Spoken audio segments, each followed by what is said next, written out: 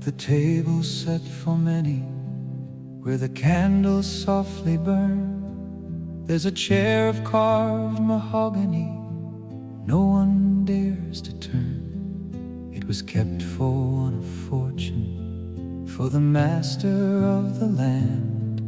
But the feast began without him, just as it was planned. He was counting in his storehouse, he was locking every door. He was weighing all his plenty, still afraid of being poor.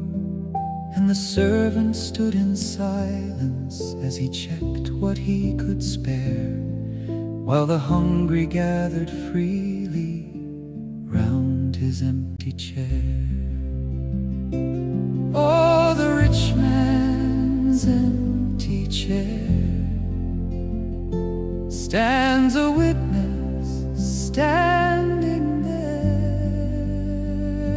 to the feast he would not share,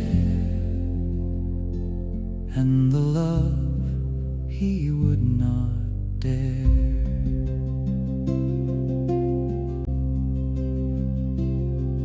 Now a woman broke the bread there with a quiet, steady grace, and a stranger poured the wine out for every waiting face. No one asked who earned the portion, no one measured out a share. There was more than enough to fill the empty chair. Oh, the rich man's empty chair. There was always room to spare, but he would not leave his fear, so he never entered there.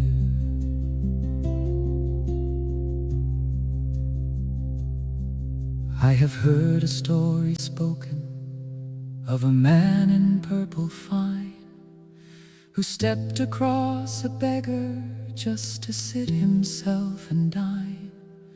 But the tables turned in silence, no decree could quite repair, and eternity was marked by an unfilled chair. What good is all your keeping if it leaves your heart alone? What use are all your treasures if they turn your soul to stone?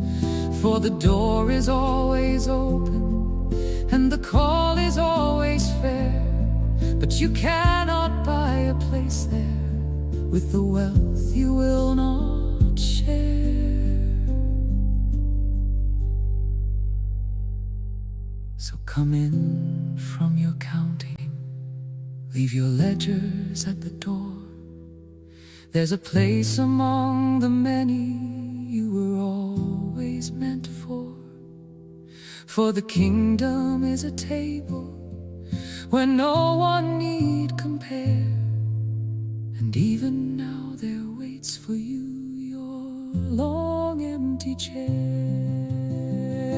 Oh, the rich man's empty chair, let it find you if you dare, for the feast is still prepared,